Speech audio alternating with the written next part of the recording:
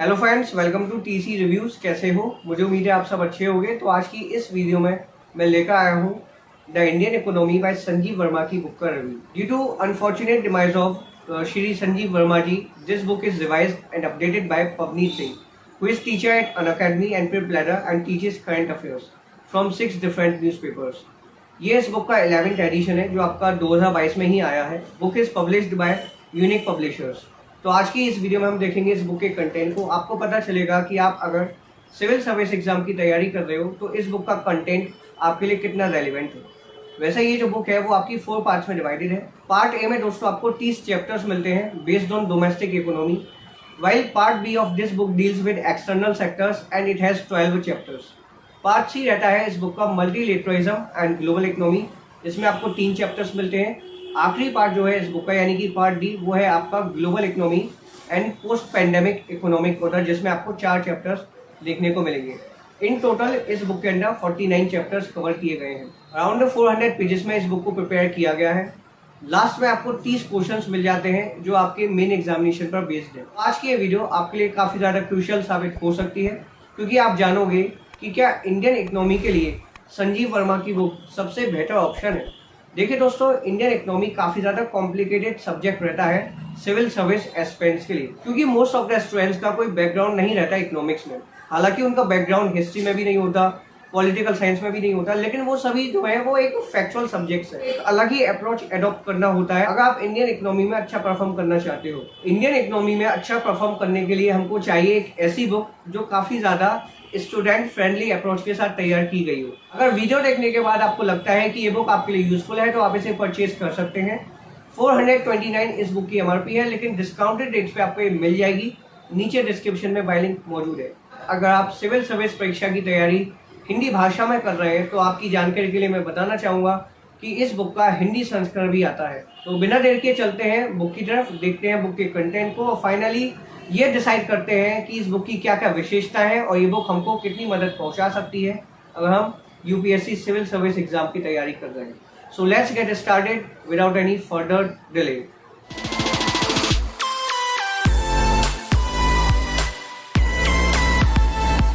तो ये है आपके सामने the Indian economy by Sanjeev Verma की बुक। आइए देखते हैं इस बुक के कंटेंट्स को, जानते हैं कि बुक का प्रेजेंटेशन कैसा रहता है और क्या क्या कवर किया गया है। उससे पहले मैं आपको बताना चाहूँगा कि इस बुक के साथ आपको एक ई लर्निंग किट फ्री मिलती है।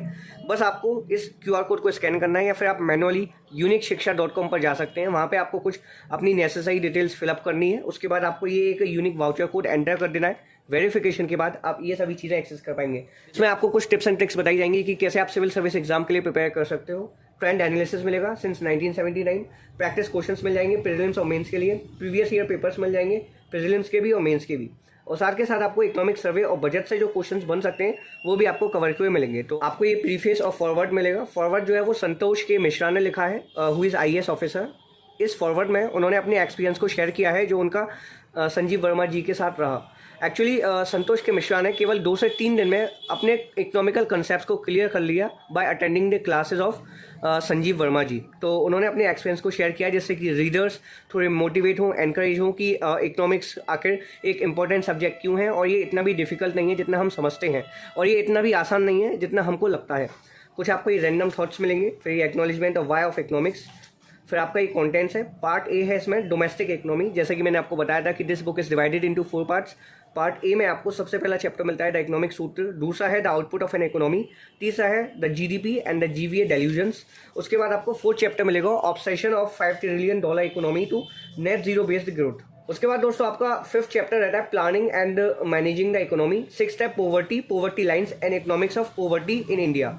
तो पहले पार्ट में यानी कि पार्ट ए में आपको 30 चैप्टर्स मिलते हैं और आपकी कन्वीनियंस के लिए मैंने टेबल ऑफ कंटेंट्स की एक PDF क्रिएट कर दी है। आप उसको वीडियो के डिस्क्रिप्शन में जाकर डाउनलोड कर सकते हैं और खुद से जान सकते हैं उन सभी चैप्टर्स के नाम जो इस बुक के अंदर कवर किए गए हैं। पार्ट बी जो आपका रहता है वो है आपका एक्सटर्नल सेक्टर, जहाँ पे आपको सबसे पहला चैप्टर मिलेगा why nations trade. 2nd chapter है the economics of globalisation. 3rd chapter रहता है पार्ट बी का Indian economy and globalisation. Part C में आपको मल्टीलेटरलिज्म और ग्लोबल इकोनॉमी के 3 चैप्टर्स देखने को मिलेंगे। Part D is about global economy and post pandemic economic order. यहाँ पे आपको 4 चैप्टर्स देखने को मिल जाएंगे। फिर इसके बाद दोस्तों आपको 30 क्वेश्चंस मिलते हैं, 30 थॉट प्रोवोकिंग क्वेश्चंस। ये भी हम आगे देखेंगे। सबसे पहले हम देखते हैं पार्ट ए के पहले चैप्टर को, जो कि आपका द इकोनॉमिक सूत्र।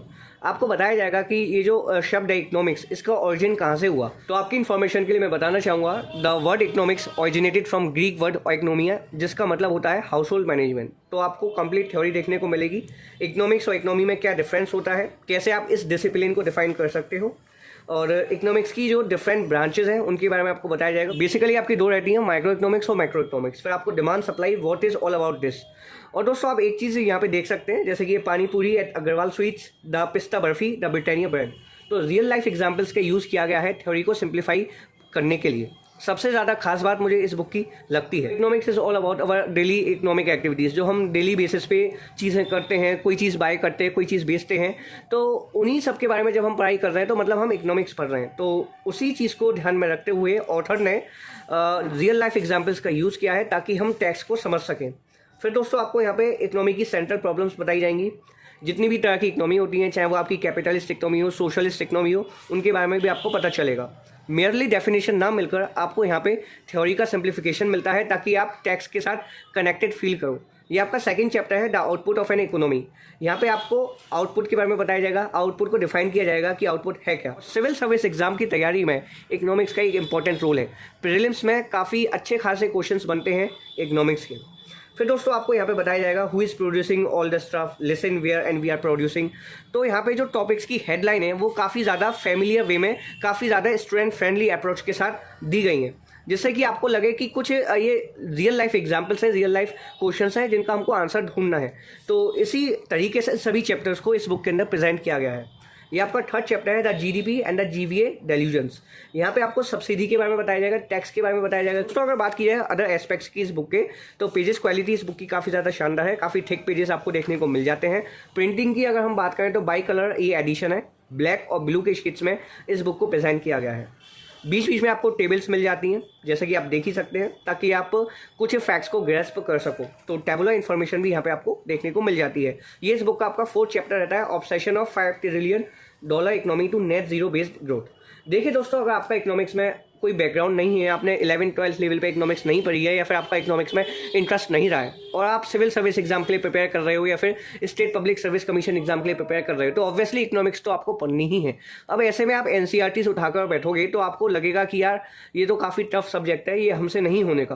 तो ऐसे में आप केवल संजीव वर्मा की बुक से स्टार्टिंग करते हो तो मैं यकीनन कह सकता हूँ कि ना सिर्फ आपका इकोनॉमिक्स में इंटरेस्ट जागेगा, बल्कि जो आपके बेसिक इकोनॉमिकल कंसेप्ट हैं वो भी क्लियर होंगे। बहुत शानदार तरीके से यहाँ पे थ्योरी को प्रेजेंट किया है, जैसे कि मैंने आपको दिखाया भी, रियल लाइफ एग्जांपल्स का प्रयोग किया गया है ताकि आप बेटर वे में टेक्स्ट के साथ कनेक्ट हो पाओ। और जब आप किसी चीज़ से कनेक्ट हो जाते हो अच्छे तरीके से, तो ऑब्वियसली वो चीज़ आपको समझ में आने लगती है। दोस्तों एक और चीज़ मैं आपको बताना चाहूँगा कि जो इंडियन इकोनॉमी का पोर्शन रहता है सिविल सर्विस एग्जामिनेशन में, वो काफ़ी ज़्यादा डायनेमिक है। आप ये ना सोचें कि आपको स्टैटिकल कंसेप्ट पर आधारित क्वेश्चन देखने को मिलेंगे एग्जाम में। आपको क्वेश्चंस मिलते हैं जो करंटली चीज़ें हो रही हैं, जो भी रिफॉर्म्स लिए जाएं या फिर जो भी पॉलिसीज एडॉप्ट हो रही है, तो उन पर बेस्ड आपको क्वेश्चंस देखने को मिलते हैं। यही रीज़न है कि ये जो बुक है वो काफ़ी ज़्यादा डायनेमिज्म से भरी हुई है। बस एक प्रॉब्लम मुझे इस बुक की नज़र आई कि चैप्टर के एंड में आपको क्वेश्चंस नहीं मिलते। अगर कुछ प्रीलिमिनरी एग्जाम पर आधारित क्वेश्चंस आपको मिल जाते प्रैक्टिस के लिए या फिर जो प्रीवियस ईयर्स में बने हैं, तो यकीनन ये बुक आपको सब कुछ ऑफर कर देती। लेकिन वो इतना बड़ा ड्रॉबैक नहीं है, क्योंकि हम यहाँ पे ये एज्यूम कर रहे हैं कि हमको अपने इकोनॉमिकल कंसेप्ट्स को बिल्कुल बेसिक से क्लियर करना है, हमें अपना फाउंडेशंस बिल्डअप करना है। मैं यहाँ पे ये तो नहीं कह सकता कि ये सबसे बेस्ट बुक है सिविल सर्विस एग्जामिनेशन के लिए, लेकिन हाँ मैं यहाँ पे ये ज़रूर कह सकता हूँ कि अगर आप अपना फाउंडेशन बिल्डअप करना चाहते हैं तो संजीव वर्मा से बेहतर ऑप्शन आपको मार्केट में कोई और देखने को नहीं मिलेगा एट प्रेजेंट टाइम।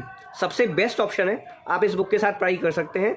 बुक में आपको कंप्लीट थ्योरी मिल जाती है जो भी यूपीएससी के सिलेबस के रेलेवेंट है। ये दोस्तों आपका पार्ट बी का 6th चैप्टर है, द इकोनॉमिक्स ऑफ रूपी कन्वर्टेबिलिटी। आपको ट्रेड रिफॉर्म्स के बारे में बताया जाएगा जो इंडिया में अडॉप्ट किए गए हैं। फिर आपको रूपी कन्वर्टेबिलिटी का कंसेप्ट देखने को मिलेगा। तो बुक का प्रेजेंटेशन काफ़ी ज़्यादा शानदार है, बुक को काफ़ी अच्छे तरीके से प्रेजेंट किया गया है।